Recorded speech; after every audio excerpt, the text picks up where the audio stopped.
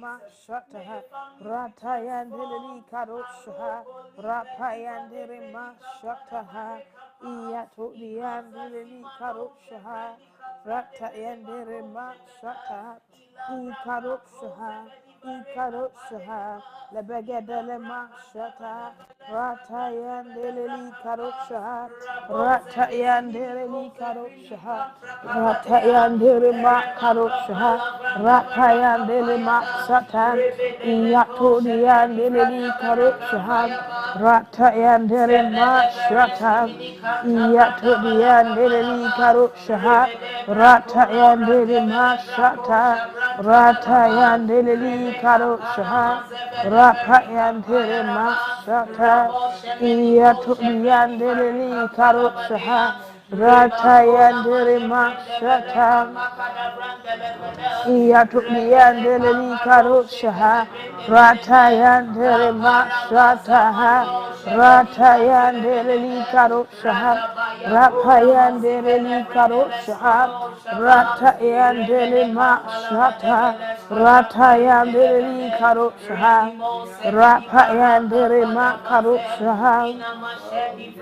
In the name of Jesus, Lidarabosha, Telebegedele Makarosha, Ratayandele Makarosha, Ratayandele Karosha, Ratayandele Mashata, Ratayandele Lidarabosha, Telebegedele Mashata, Iatudiandele Karosha, Ratayandele Mashata, Ratayandele Karosha, Rapayandele mashata iyaturiandele karosha iyaturiandele karosha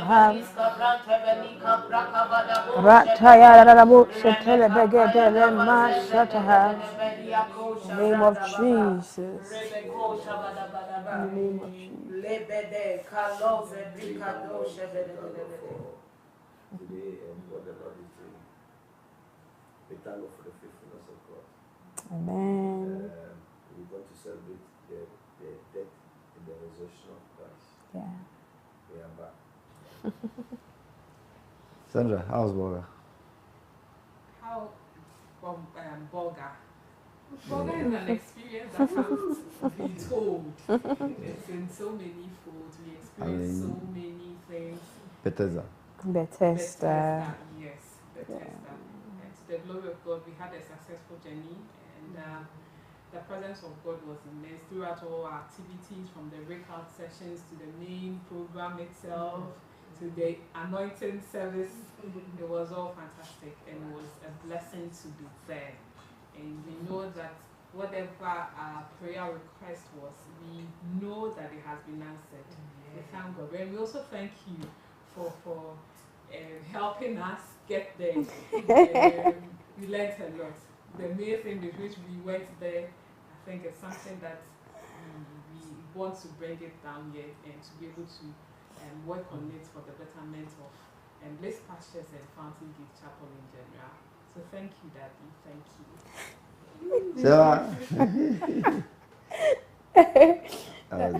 I'm fine, thank you. How was your experience? So from the beginning, I was trying to avoid the journey because I don't do well with long trips, but all the excuses I had made in my head, you just, threw all of them out. And I thank God for your life as a father. A good father or a good parent will not take the excuses of a child. If he or she knows that this is good for you, he would make a way for you to. And God bless you so much that you didn't take our excuses, and then you made it possible for us to go and to be blessed. As Sandra said, it can't be told of. You have to be there to experience it. And online, it's not like being there. it's not. Online, it's not like being there. Yeah. And people might understand that you must be there physically. Yes. How's the experience meeting Pastor Suit at the school? The experience? When you met him at the school? Oh, so yeah. So we had, how they call it? I call it pride, yeah, but I think they have a different way of calling it. Can do. So when I can do, my mind was all over the place because I had an incident on the way. So And we're going in, I think Pastor Seth was the one who saw him. He said, I've seen Papa E. It's like, oh, turn around. Like, oh, let's go to the hotel and let's go and fresh. I was like, no, we have to turn around. So we were all looking wretched because it had been 17 hours of a journey. But we turned around and we went to see him. And I'm so happy that we did. We were, the three of us, we went to see him. I shook his hand personally. Yeah. So I touched Papa E. I would have had the opportunity anywhere, but I'm so happy Seth made us. He was happy to. Yeah, he talked about it. He mentioned it, but when he mentioned the church, I think we did. I didn't get it. Yeah, it was Bliss Pastures. I think we should have mentioned Olebu. It was awesome. It was. Thank you so much, Daddy. Thank you. Sometimes I think that the church should make it a point to such a program to not miss. You know, we all have, I believe we all have an altar where you go and tap a grace. And that's a gift God has given to us. It's a gift. It's a blessing. Yes. You know. Yes. So today you're welcome. Thank you. And I know we started talking about infidelity. Mm-hmm. And I know you have a lot of questions to ask. Yeah. So we are ready to hear from you and to hear what some of the questions people have thrown to you, and then let's hear, and then we'll see what we can do. Okay. Sandra. Okay, thank you so much, Daddy. I think we are just going to do a little bit of recap of what happened for the past 2 weeks. If you could throw more light on what unfaithfulness and promiscuity is all about, just something to just bring our mind back to. When we talk about unfaithfulness, I'll just make it very simple, okay? And I try to simplify it. That not being faithful to yourself and to your God. Sometimes we think that we should be faithful to somebody, but you must be faithful to yourself and to your God. I like what Joseph said. He said, I'll not sin against my God. Actually, the sin that he would have committed was against his boss. Mm-hmm. Okay, that's Potiphar. But he knew that it was not Potiphar he was going to sin against. He was going to sin against God.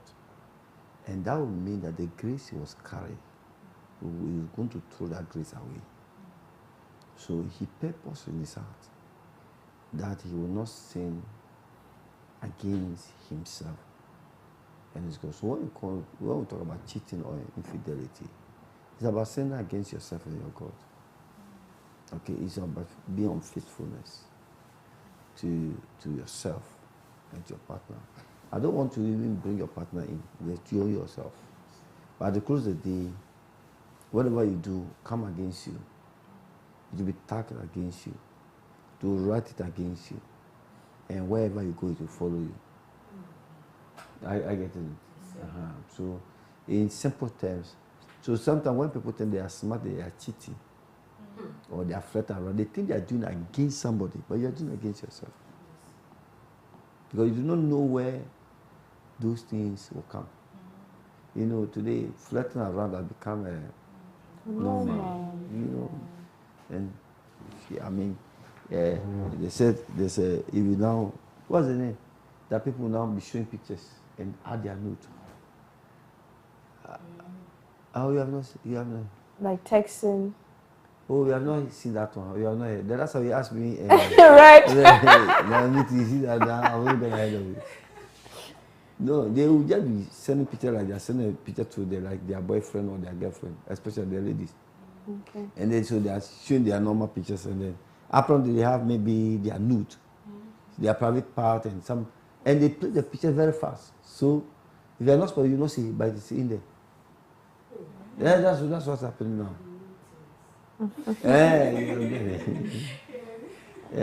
So you know, so and what they forget, and I was telling someone, they think they are being smart, they are playing the video, forgetting that you can actually slow the video. And when you slow the video, you see everything that is in there. Again, tomorrow, that video with your face can go out, especially when you become a great person. You know that politicians can go to your history and find anything against you just because somebody want to be the winner of you know, and they go and pick it and pam, you have destroyed your life. You have just destroyed your life. So basically that's what I'll talk about unfaithfulness. Okay, but I want to find out what causes this unfaithfulness. And let's take the marriage. You mentioned cheating. Yeah? So let's take marriage first. What brings about this unfaithfulness in our marriages? There are many reasons, many reasons. You know, many reasons. You could look at physical, spiritual, emotional, psychological. I'm interested in the spiritual aspect of it. You know, so when we want to look at unfaithfulness, that's what I said, if you want to talk about unfaithfulness, the spiritual side is that you are already unfaithful to God. And the truth of the matter, anyone that is unfaithfulness to God can be unfaithful to any man. Anyone that is unfaithfulness to God can be unfaithful to any man. Even God will put. You are not faithful. Why are you saying that you will be faithful? I get in this. Yeah. That I will tell you that people's spirituality determines what they do. I always tell everybody that the marital problem you have in your house is the same marital problem I have in my house. But there's a difference. I did not covenant with my wife. I covenanted with my God to be a partner with my wife. So that covenant is between myself and God. I don't want to sin against my wife. If you understand it from that angle, that's what even Jesus Christ said, that if you have anything against your partner, even your offering, go and put it down. Go and resolve it before you bring me the offering. So God is interested in the how do you call it? The affairs of you and your partner before coming to Him. It's very important to understand. I get it. So when people are not serious in church, when their life is just anyhow in church, I can tell you clearly, I won't be surprised you are dating the person cheating on you with another woman. I will not be too surprised. So if you want somebody to say, he goes to church, you should know that this person goes to church, but he's not actually a Christian. Their church goers, they are Christians.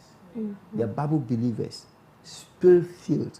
Those people will not actually cheat on you. I get it?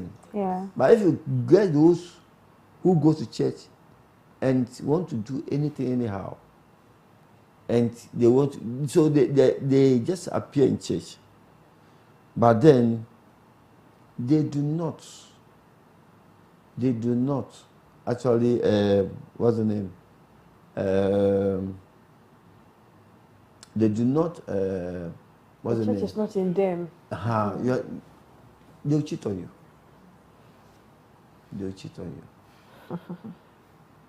Okay, so Daddy, since you mentioned the spiritual side, so with the physical aspect of the causes of unfaithfulness, is it about the woman's body or what? Yes. It's not only the woman's body, it can also be the woman's body. How you keep yourself, how you handle yourself. Sometimes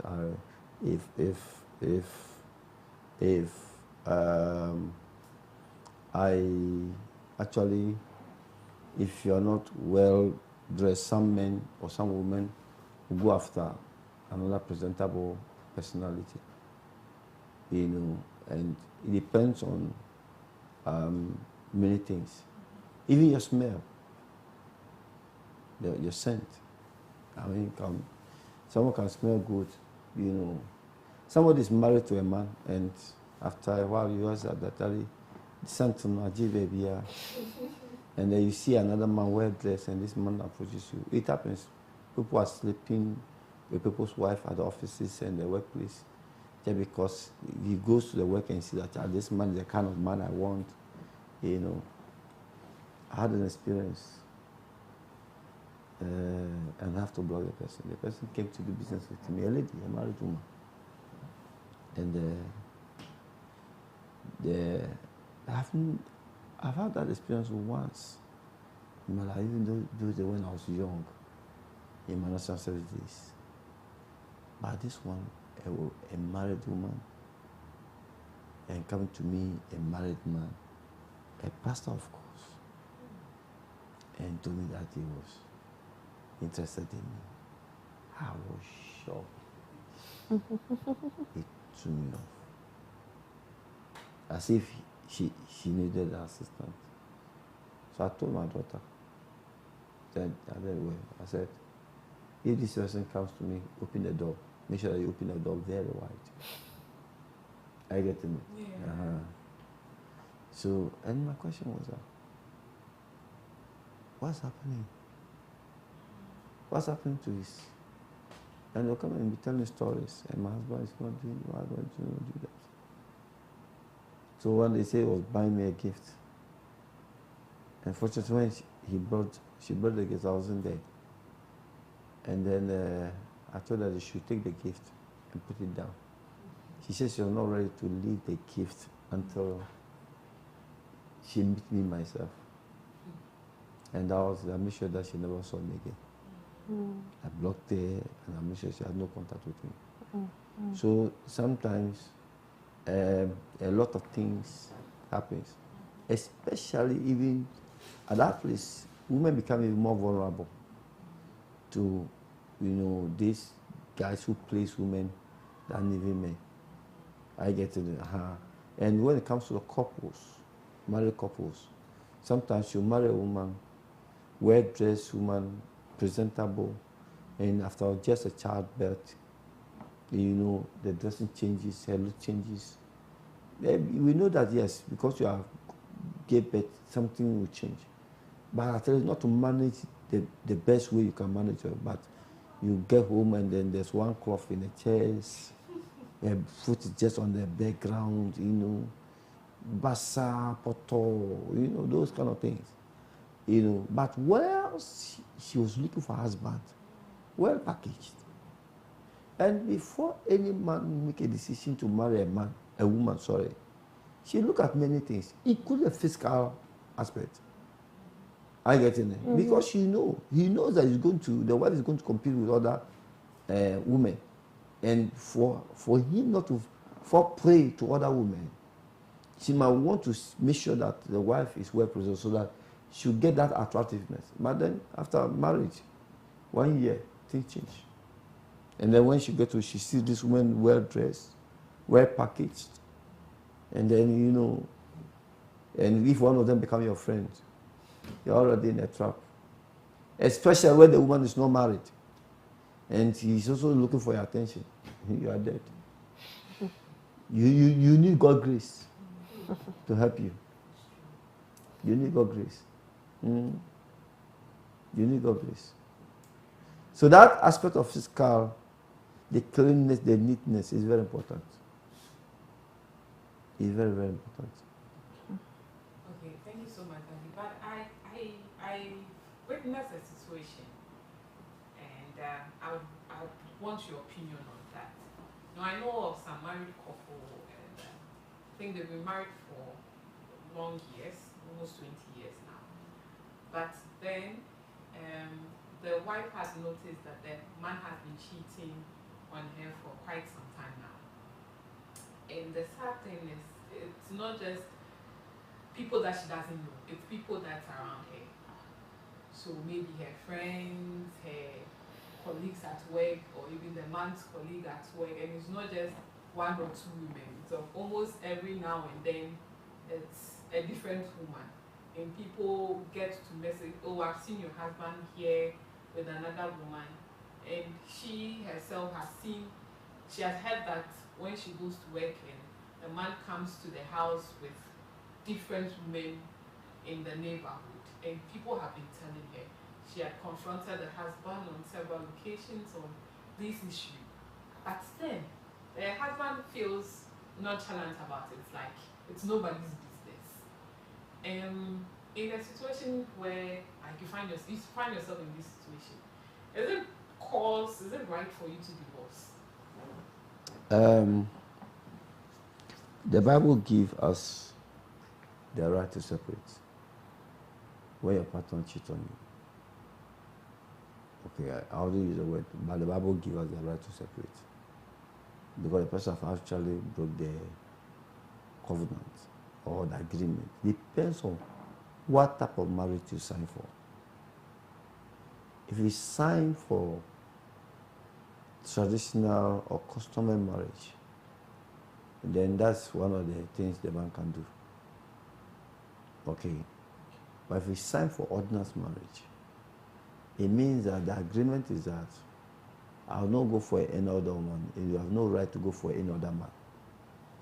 I get it. So anyone that go for another person, you have actually broken the grounds for the other person to separate until maybe a decision is made. Now, I always say that every cheat is a cheat. It started when the person, you're not married. The signs were there, you did not look at.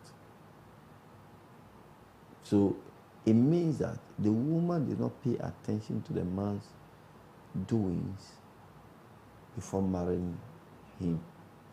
But the man was already a cheat. There are people, because I have family members who are natural polygamous, but they decided to marry only one wife. And even do ordinance marriage. But behind the ordinance marriage, they believe that they must have other girlfriends. And that are not recorded. So naturally from their back, and if I'm allowed, I can mention certain tribes or backgrounds who believe in those things. Especially those from the Volta region, the north. They are natural polygamous. Okay. If you pick the Ashantis, it depends on which clan and the background. Maybe if the person is near to a stool, then that one too, they say that, how do you call it? That, like permission to. Permission, you know, I get it. Yeah. All these things, they speak, you know. And sometimes the signs are there, you could see it. So if you do not pay attention to it, and the deception is that, oh, because maybe we have not married, that's why he's doing that. When you marry, he will stop. No.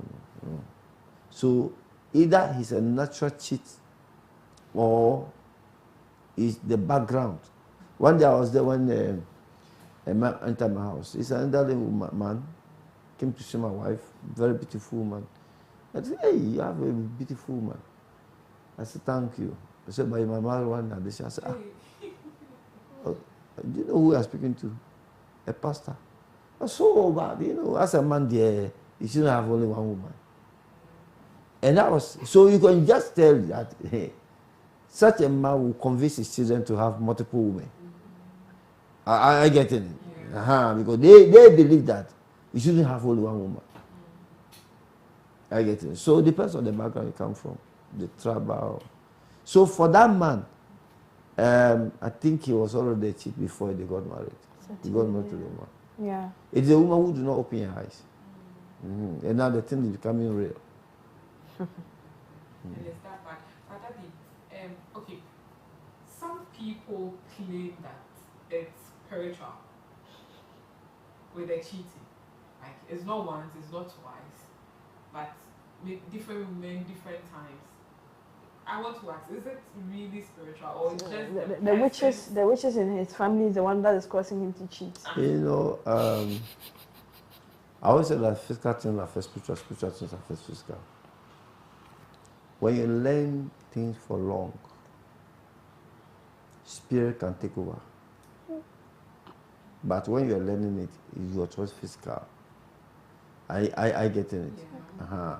Sometimes not just the spirit taking over, but it has become part and parcel of your life.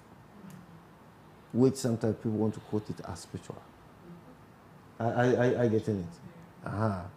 For instance, if you don't drink and you start drinking, you always start from something small. But as you continue, you grow into it. So you must start from one woman. And so you need it again. Something will happen, another woman will come. You say you need to gain before you realize. Now you do it. It will come to a time. Now you will not just be doing it. You have to make sure that every week you floor one. It will come to a time that you want to even floor every woman per day. That's where you are getting to that stage. I get it. Then it's like if you don't sleep with a woman, you tell yourself you can't stay. One day a friend of mine traveled. They travel outside the country for work, and when they got to the country, the guy they got there in the evening, they slept. The following day, in the evening, the man said he's going out. He said, "What for?" I said, "I'm going to look for a woman." I said, "But you are married." So he told me, I said, "My brother, I can't stay. I can't stay one night without a woman. It is in his blood. He will surely be here." No, it is there. I'm telling you. You have no idea. And today that now you want to marry with physique, where you don't look at the person's morals, you don't look at the person's character. It's about his appearance, the six-pack, the chest. Oh, you are dead, cry. Our generation, they are crying for them. This generation, I cry for them. I cry for them, cry. Our generation were different, but this generation, there, I cry for them.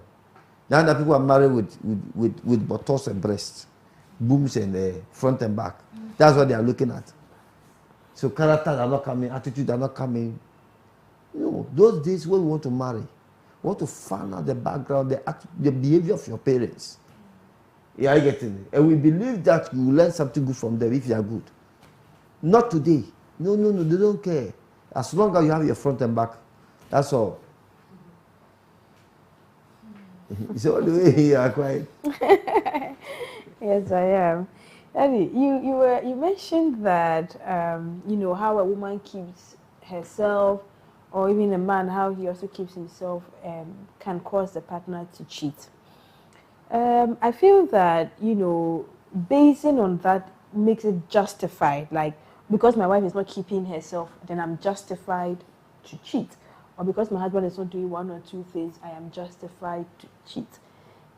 Are people really? I think that irrespective of what your wife is doing, cheating shouldn't be justified, right? I think the other means of addressing the issue and not to cheat. What do you have to say, with men?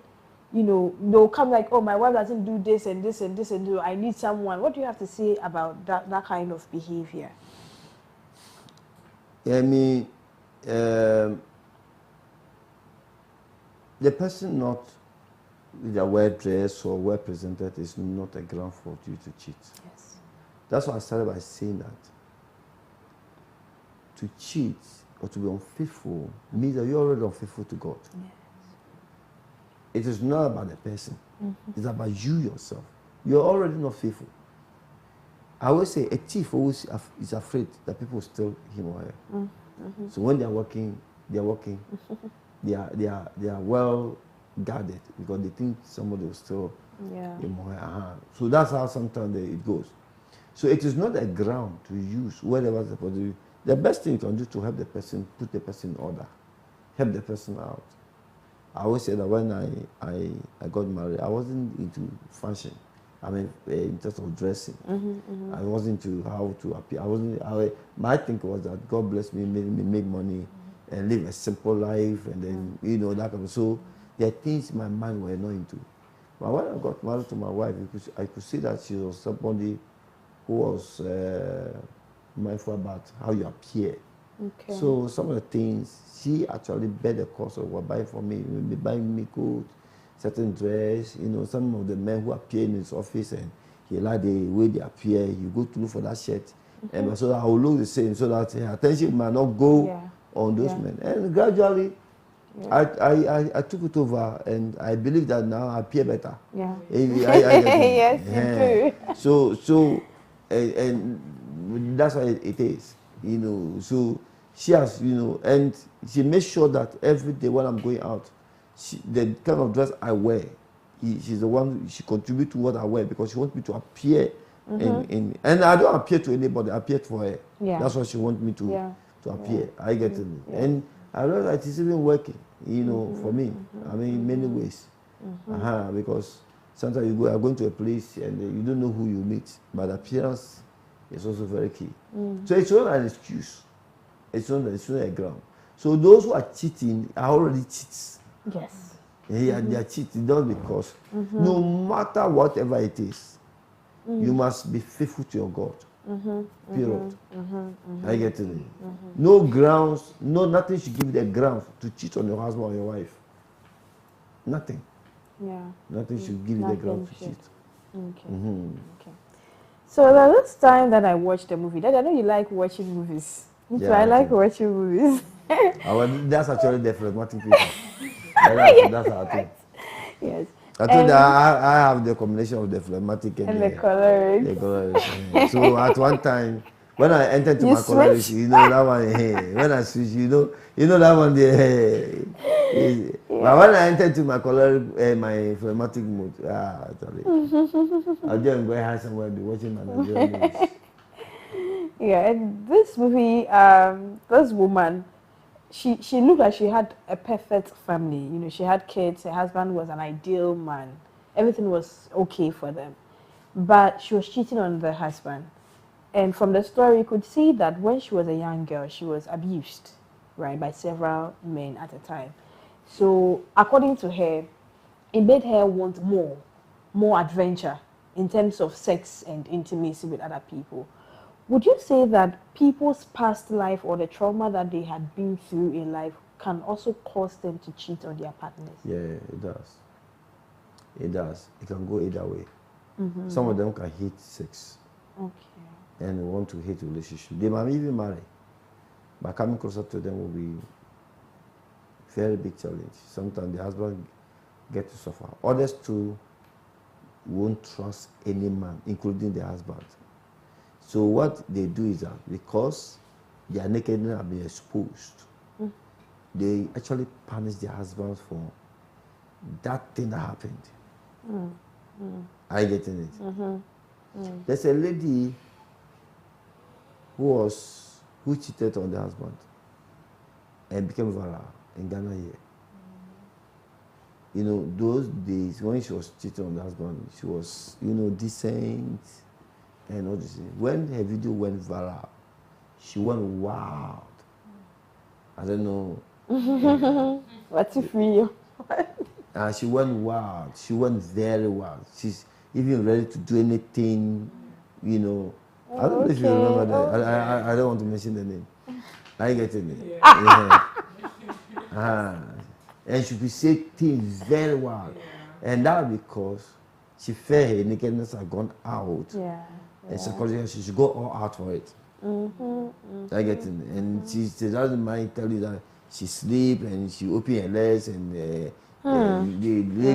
all those things, you know. She went wild. So it has that negative impact. Okay. Either way. Some of them will hate it. Other wants to say, okay, if that has happened, let me even give it out cry. You know, so it depends on the approach they choose. So that's what sometimes when that happens, you need to get a psychologist to help you out, and then to psych you so that you manage yourself, and then you can take it. So they will want to marry, all right, to have a husband, to have kids, but yet they don't trust you. They don't trust you. Wow. I've heard people say that men and women cheat for different reasons, and that men cheat because it's just sex that they want, so it's just mere sex. But women, when a woman cheats, it's because she has this emotional thing. Is it really true that I mean, men and women cheat for different reasons. Yes, it's also true. That's I was having some discussion with some couples, and I told them that there are 3 types of sex you need to understand. We have the duty, the romantic sex, okay. We have the gift sex, and we have the duty sex. Now, most men understand sex from their wives as duty. Okay, so when they are coming to you, it's a duty they are coming to perform. And you will give it to them because it's a duty. And to a large extent, that is true.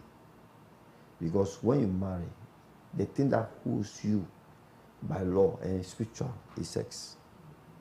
And you will be deliberate about it. You shouldn't be accidental.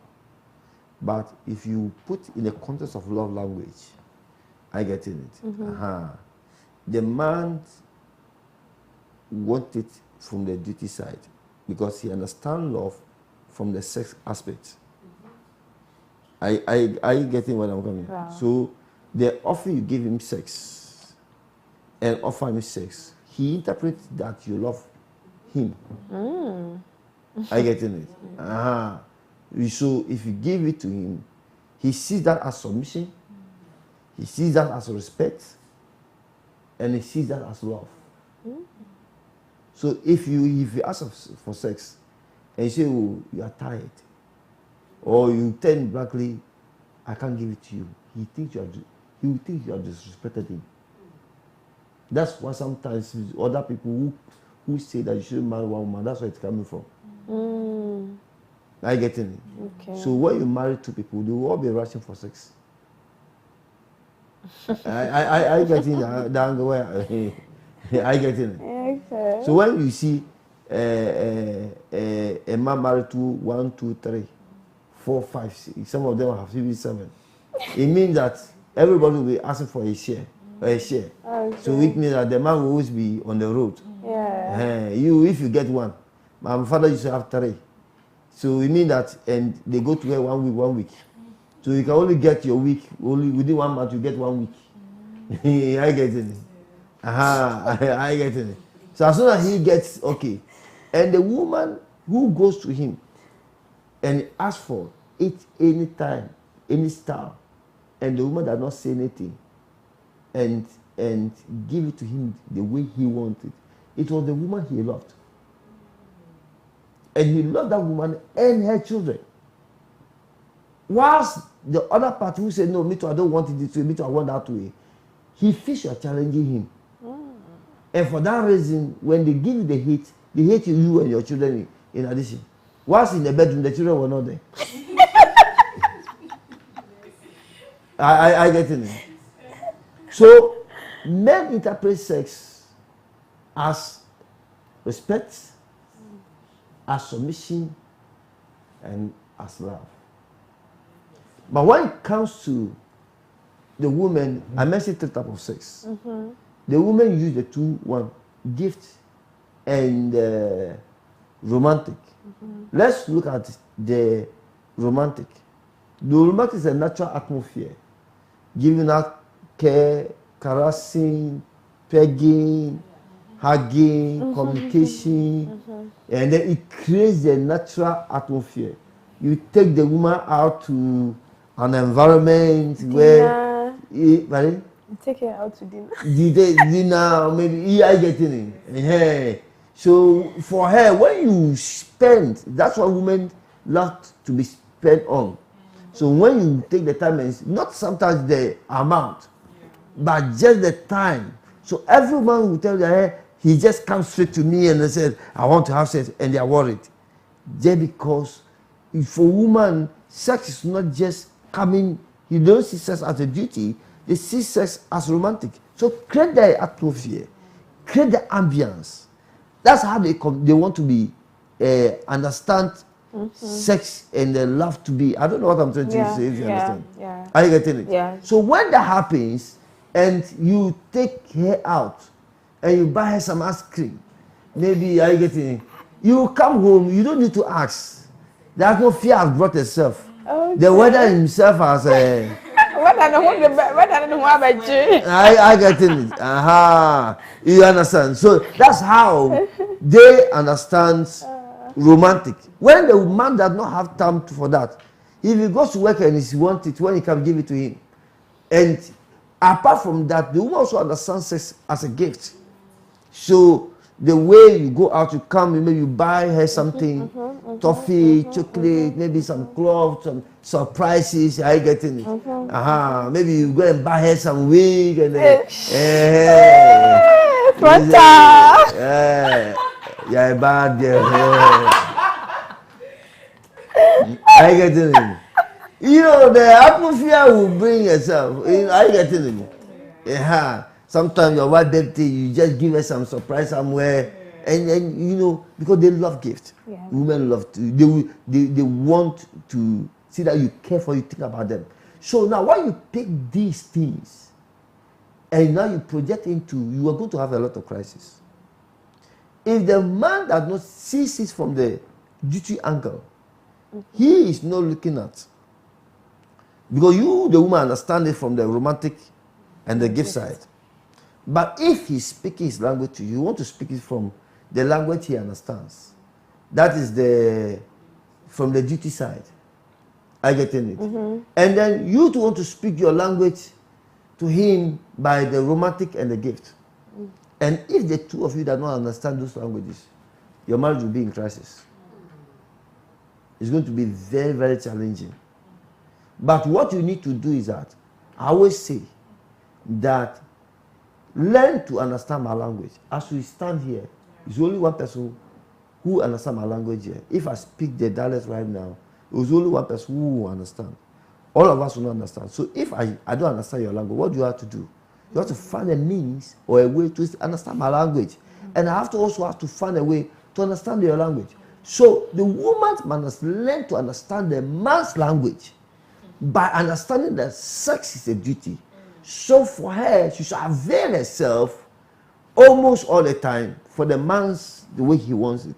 And the man too must also understand that woman understands sex as romantic and a gift.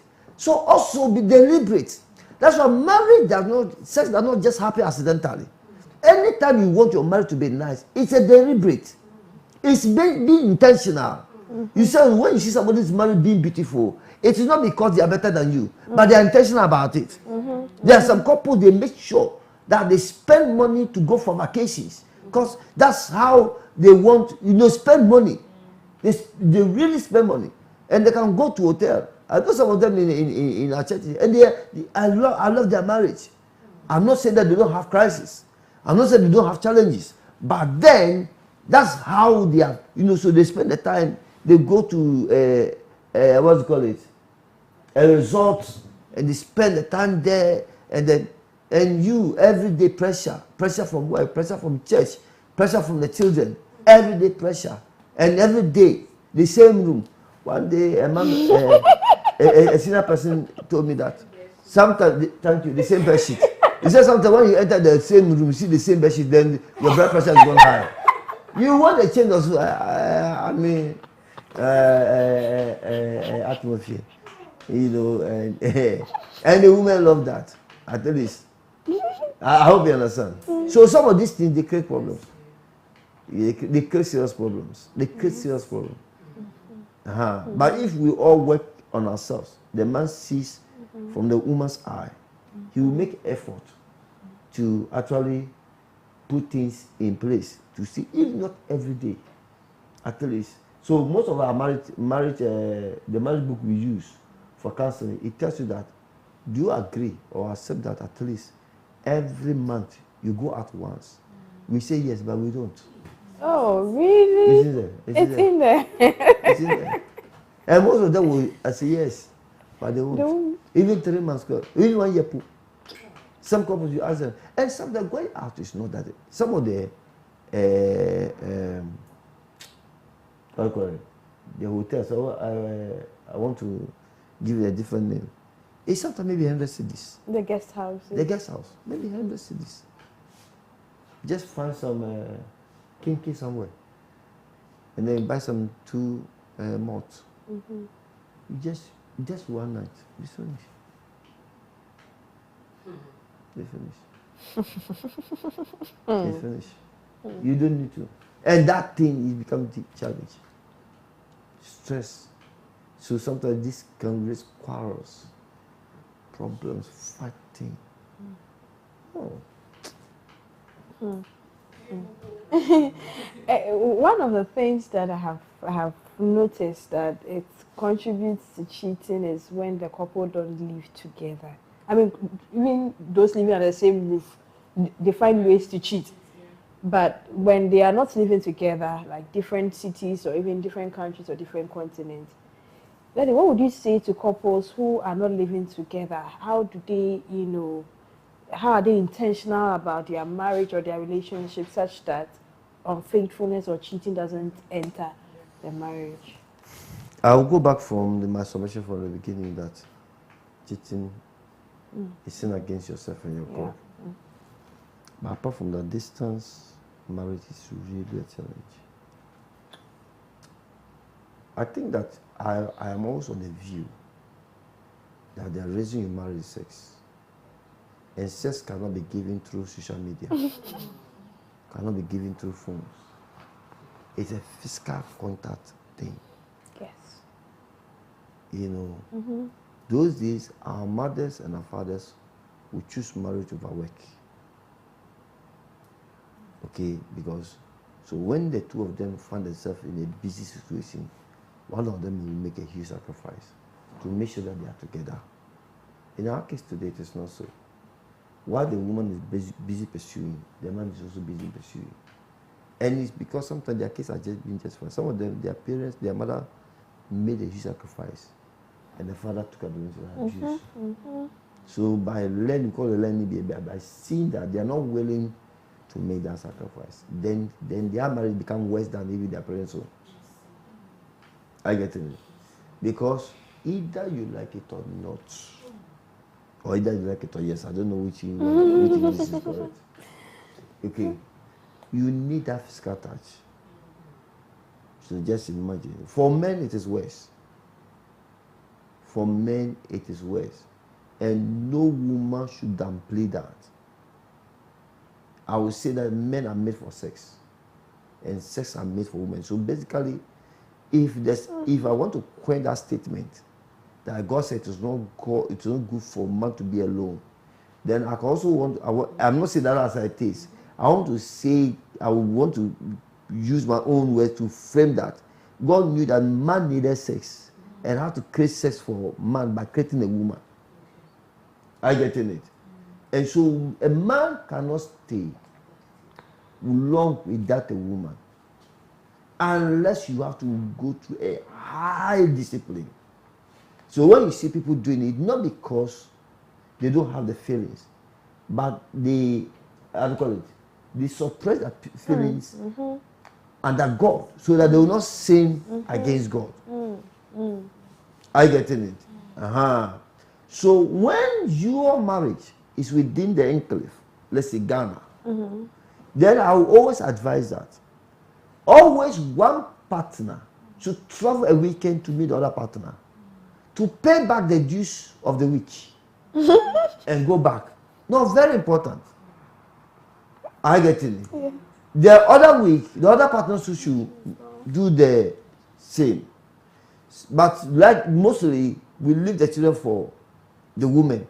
So you can't go and leave the children. So that means that you, the man, should make effort and may travel almost every weekend to visit your wife and possibly visit the children. But if a man travel to visit the family, please take note. He's not visiting the children. He's visiting the wife because he has missed sex. Because with the children, he can just stay home, pick a phone through video call, look at their faces, greet them, and then possibly maybe send them money for whatever they need, and they're okay. But with a woman, you cannot have sex on phone. You can't. You need that physical. So and there is a saying that a man can travel any distance to have sex and to return. And any woman listen to me, don't take it for granted. If you're having a distant marriage, if your husband travel to you or to the house, don't say that he has come to see the children. You are lying to yourselves. In fact, he came because of you. If you do play joke with that thing, he will cease coming and still be rendering his responsibility. He paid the children's school fees, he will give them feeding money, he will do all the things. But you will not see him physical. Are you getting it? What will ginger him to be coming any week, every week, or any other week, or every 3 days?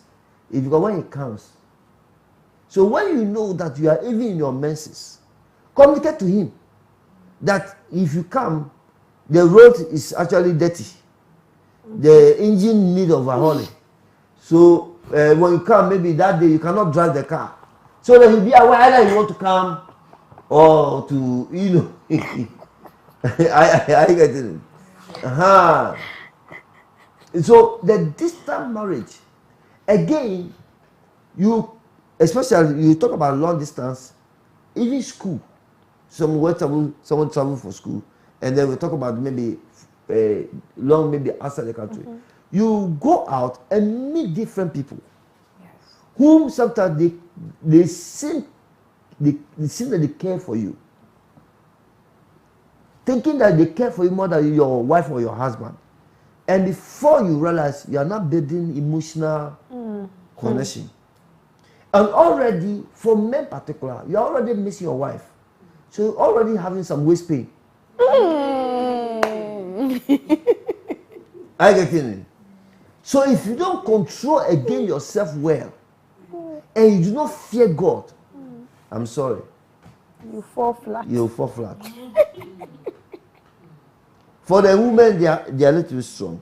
And I think they have been wired in such a way that one of the things that will force a woman to cheat on that band in such a situation when she has not given birth. Because for them, childbirth means a lot to them. Though it means a lot to men too. But for them, especially with certain age. And if they don't come close, they are not closer. The tendency is high. But if the woman has, let's say, 2 or 3 children, she just focus on the work and she's okay.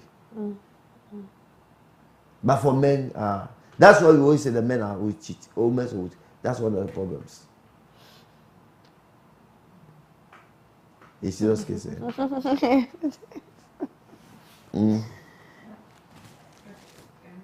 this is just, I think, our time is almost up, but I would want to ask this. Is it possible for somebody to be unfaithful and still love their partner?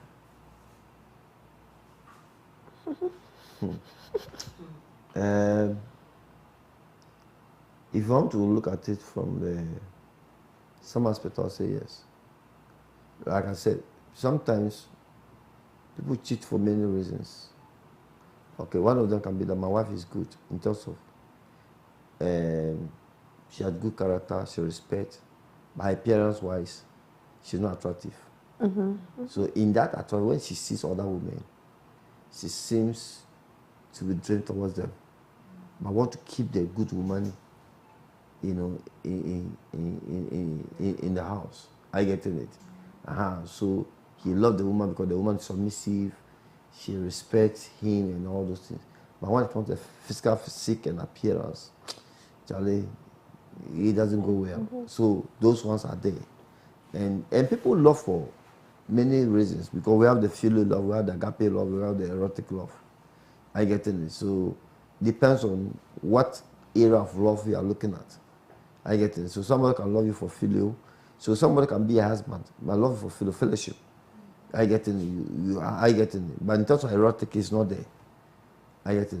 But hey, you are lost. But no, because I'm just imagining, how can you actually get to be with somebody for the rest of your life and you wouldn't be erotically or involved with her, but you just... I can tell you, my sister, that most couples are cohabitating. Yes. I can tell you that's a fact. That most couples are cohabitating. This is serious. Yeah, I can tell you. I'm telling you. I'm a married man. I'm telling you, and I counsel a lot of people. So, yes, most people are cohabitating. So, though even if they fear God, they will not sin in terms of cheating, but the connection is not there.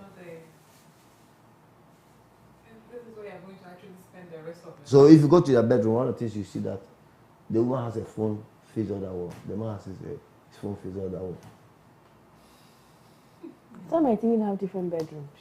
Yeah, some of them have different bedrooms. So when they feel for sex, they just go there, have sex, and then go back.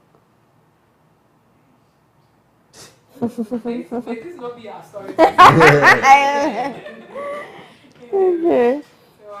So, I mean, any time is already gone, but I want to know if the lack of communication in a marriage or relationship drive a partner. It's even the biggest.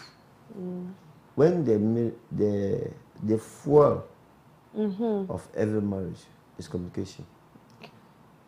You know, the fuel for a good marriage is communication and sex. Sex is the biggest one. But the one that brings the excitement of sex is the communication. So if the communication is not there, it affects sex. And if sex is not there, it affects the marriage. That's how it goes. Yeah. I get in. So because that's why we are talking about, can you love your wife? And someone can be, you know, there used to be a saying that you didn't komopaji and you didn't kwampaji. You remember that thing? I get in. So sometimes if somebody engages you in good communication at your workplace, but before in communication we have levels. We have the level 1, level 2, up to about level 5. Some other people say that you have up to level 7. Okay, when you pick in level and you get to after level 4, you are not talking motions. Motions. Is it level 3 or level 4? Then you begin to talk motions. And when you enter the motions, I'm afraid commitment will not follow. So if you know communication, you should peg it at most level 1, level 2. Don't go beyond level 2, level 3. If you go beyond that, you are in trouble. Wow. So it is very key. But the challenge of communication is also how we communicate. You know, the interest. What are we talking about? Do both love football? Do both love gospel? Do both love watching the soap opera? I get it. Well, do you want to talk about their life situations? There should be something they should be interested to talk about. One love football, another person love Ampi. One will be singing the latest gospel, others will be singing 1960s gospel. And if you have one system in the house, that's a fight. I get it. So it's really a challenge. It's one of the basic things that have broken a lot of marriages. Seriously. And people that dive themselves to be doing other things because they are not closer to their partners. I'm out for bread. Oh. I'm out for bread. Daddy, what are your last words? My last words: be faithful to God and be faithful to yourself. Or be faithful to yourself and be faithful to God. Then be faithful to your partner. Do not do anything foolish because your partner has done anything. Not pay back, but do the best you can. Marriage is being intentional. It is not accidental. It might be deliberate. I told some people that if you want to have a good marriage, it's like preparing a soup. We have the palm nut soup or ground soup. Let me take the palm nut soup. If I buy my palm nut, I boil it, and then I call it? I pound it, sieve it, and put the, how do you call it? The juice. The juice into the bowl. The saucepan. And then, how do you call it? Boil it. What is it? Is it not a soup? It's a soup. Eh? Or is it not a soup? Yes. Is it not a palm soup? Nothing is inside you. But is it not a palm soup? If I give it to eat, will I enjoy it? Why? And chini be could. Exactly. You cannot eat it. But actually, that's the palm nut. When you say palm nut, that's the palm nut soup. But what makes the soup sweet? Small pepper, small tomatoes, small onion, fish, either meat, and the spice. Whatever small things you get, salt, you add it. That's what makes the soup sweet. It is the small things which we neglect that have made our marriage bad. When we are deliberate to add those small things, trust me, you enjoy your marriage. Don't ignore the small things because you eat the soup, but you don't enjoy it. So a lot of people are eating the soup and tears is flowing through their eyes. Because, and there's who are even complaining. They are not also not trying to buy the pepper.